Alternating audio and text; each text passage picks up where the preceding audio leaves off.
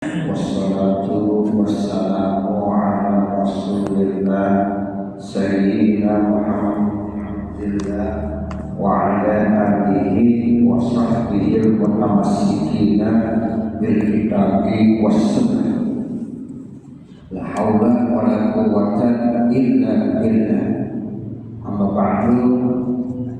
Qala al-mu'allifu rahimahullahu ta'ala al-hadiyah asyarah an Abi Hurairah radhiyallahu anhu annahu sami'a an-nabiyya sallallahu alaihi wasallam yaqul. Artinya hadis yang ke-11 riwayat dari Abi Hurairah radhiyallahu anhu bahwasanya beliau Abu Hurairah mendengar siapa Abu Hurairah akan Nabi Muhammad sallallahu alaihi wasallam bersabda, "Menahaitukum anhu fajtanibu." Segala apa yang saya larang kepada kamu maka jauhkanlah. Wa ma amartukum bihi fa'alu minhu mastata'tum. Dan segala apa yang telah saya perintahkan kepada kamu maka laksanakanlah semampu kamu. Ini hadis singkat tapi padat maknanya. Apa yang saya larang kepada kamu jauhkan, apa yang saya perintahkan kepada kamu kerjakan, tapi semampu kamu. Kalau yang pertama pakai gitu, apa yang saya larang kepada kamu jauhkan. Menjauhkan yang dilarang itu berarti haram, jauhkan. Apa yang saya perintahkan, nah itu nanti dia mungkin ada yang wajib, ada yang sunnah, makanya kerjakan semampu kamu. Fa'alu minhu mastata'tum, kerjakan semampu kamu.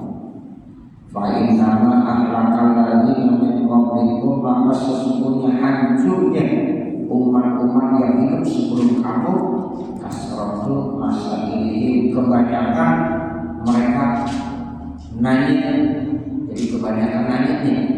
Kemudian wakhtilafuhum, dan kebanyakan berbeda pendapat mereka ala anbiya'ihim, atas yang para nabi-nabi mereka. Jadi Nabi mengingatkan dulu umat-umat yang hidup sebelum kamu, sebelum Nabi Muhammad, mereka banyak yang hancur, binasa karena satu sebabnya banyak nanya, yang kedua banyak ikhtilaf. Ya, mereka seringkali berbeda pendapat ya dari kalangan nabi-nabi. Nah, makanya kita sebagai umat Nabi Muhammad jangan begitu. Pokoknya apa yang sudah diperintahkan kerjain semampu kita. Apa yang dilarang jauhkan. Ya, kemudian jangan banyak tanya-tanya. Makanya ada tuh di dalam surah Al-Baqarah, ya itu cerita tentang sapi yang harus disembelih. Ya, itu karena banyak pertanyaan jadi menyusahkan di sini. Akhirnya dari Baqarah Sokro waktu Muhammad Rasul Nazir. Karena banyak pertanyaan. Coba kalau dibilang sembelih aja sapi, boleh jangan lagi. Sapinya bagaimana? Langsung aja bisa disembelih, pasti nggak susah. Begitu makanya dulu kiai ngomong kalau kita lagi dapat ijazah, ya sebagai santri, ya nggak usah pakai nanya-nanya. Nih kiai pakai puasa kagak? Ya repot dah. Udah dikasih ijazah terima aja. Kecuali kalau kata kiai ini puasa. Nah, kalau disuruh puasa jangan nanya lagi, nanya lagi berapa hari puasanya. Nah, bikin susah kan? Bikin susah. Gitu. Jadi kalau kita dapat satu ijazah sama guru kita misalnya, ya nih kamu amalin, ya udah, kobil itu aja, jangan pakai nanya. Ya amalin berapa kali? Nah susah kan? 100 kali, 1000 kali, kan bikin repot. Kecuali kalau gurunya kasih tahu ini bacanya 7 kali, ini bacanya 100 kali. Kalau dibilang udah ini baca aja, yang mau ditanya lagi kan? Nah gitu, jangan bilang pakai puasa aja, jadi suruh puasa kan jadi bikin repot. Nah itu kata Nabi, yang banyak tanya, yang nanti arahnya Husain itu sendiri. Itu kejadian ya seseorang yang disuruh menyembelih sapi yang dijelaskan di dalam Al-Quran. Itu akhirnya agak susah. Ya, kenapa? Karena banyak pertanyaan-pertanyaan. Ini rawainahu bi sahihain. Jadi kami telah meriwayatkannya dalam Sahih Bukhari dan Sahih Muslim. As-saniyah asyara, hadis yang ke-12. An Sa'id bin Sa'ad radhiyallahu anhu qala, dari Sa'ad bin Sa'ad radhiyallahu anhu beliau berkata, ja'a rajulun ila Nabi sallallahu alaihi wasallam, seorang laki-laki datang kepada Nabi Muhammad sallallahu alaihi wasallam. Maka berkata siapa rajul, ya Rasulullah, wahai Rasulullah, dullani ala amalin, tunjukkan kepada saya satu perbuatan, idza amiltuhu, apabila saya kerjakannya, ahabbani Allahu, maka Allah akan cinta kepada saya, wa ahabbani an-nasu, dan manusia akan cinta kepada saya. Maka Nabi jawab, kata Nabi, izhad fid dunya, berhubunglah kamu di dunia, yuhibbakallahu, maka Allah akan cinta kepada kamu. Zuhud fid dunya artinya kita menerimain al-qanaah, ya, jadi kita terimain apa yang telah Allah berikan di dunia, ya, nanti Allah akan cinta kepada kamu. Ini zuhud. Yang kedua, wajhan, dan zuhudlah kamu fima indah kasih, apa yang ada pada manusia. Yuhibbakan nasu, maka manusia akan cinta kepada kamu. Jadi artinya kita disuruh zuhud pada apa yang dimiliki oleh orang lain. Ketika orang lain memiliki sesuatu, ya kita biasa-biasa aja, tidak ngiri, tidak kepengen, ya yuhibbakan nas, maka nanti manusia akan cinta kepada kamu. Hadisun hasanun, ini hadis hasan. Rawainahu, yang kami riwayatkannya di kitab Ibnu Majah, dalam kitab Sunan Ibnu Majah. As-salisa asyara, hadis yang ke-13.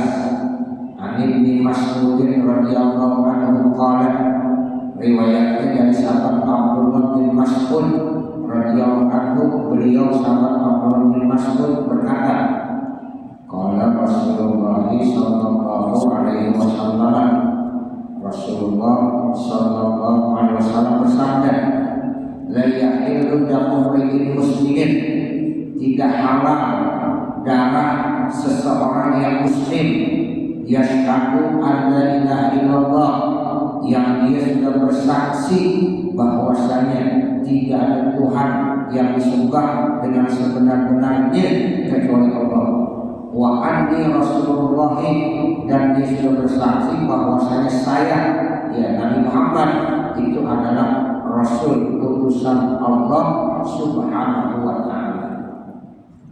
Itu katanya seseorang muslim, ya darahnya itu tidak halal, artinya dihormati.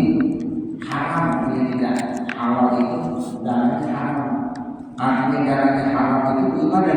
Artinya dimuliakan, enggak boleh diganggu, kehormatannya pun ya dihormati, hartanya pun dihormati. Jadi orang kalau sudah mengucapkan dua kalimat syahadat, itu berarti dia seorang muslim. Nah kalau dia sudah seorang muslim, maka darahnya itu haram, kehormatan itu haram, hartanya itu haram. Maksudnya haram di situ apa? Dimuliakan, tidak boleh diganggu oleh siapapun. Illa diihda salasin, kecuali dengan salah satu daripada tiga macam ini. Nah kecuali kalau seandainya dia melakukan tiga macam ini di bawah saudara, maka darahnya enggak dihormati lagi, haram, berarti boleh dibunuh. Itu dengan aturan. Yang pertama, as-sayyid zani, orang yang sudah menikah, ya tapi diberzinakan, itu namanya ya berzina muhsan. Kalau kita baca kitab fikih, nanti berzina musuh itu darahnya halal, artinya dia boleh dirajam. Dirajam itu kan artinya dibunuh sampai mati, dirajam, dilemparin batu terus menerus sampai di meninggal. Itu namanya as-sayyid az-zani, orang yang sudah menikah kemudian berzina. Yang kedua, yang darahnya haram, wa nafsi bin nafsi, ya, jiwa dibalas dengan jiwa. Seorang membunuh, makanya nanti ada hukum qisas. Nah, ketika orang qisas itu berarti berdosa karena darahnya diharamkan, karena dia pernah membunuh orang, kemudian nanti dia harus dikenakan hukum qisas. Dua itu. Nah, yang satu lagi, tariki bihi al-mufarriqi jamaati, orang yang meninggalkan agamanya, yang memisahkan dari jamaah, orang murtad. Jadi orang murtad itu darahnya haram. Jadi artinya dia wajib dimintai untuk tobat. Kalau disuruh tobat kemudian tidak mau juga, nah itu nanti boleh dipenggal mata leher. Itu kalau hidup di negara Islam. Taib dididik orang yang meninggalin agamanya, yang memisahkan dari jamaah, itu termasuk darahnya. Jadi tiga itu kata Nabi. Ya, selain itu nggak boleh, haram darahnya, dimuliakan darahnya nggak boleh, kecuali kalau ada tiga macam tersebut, maka berubah yang tadinya darahnya haram itu akhirnya jadi haram. Rawainahu fi sahihain, kami meriwayatkannya di dalam Sahih Bukhari dan Sahih Muslim.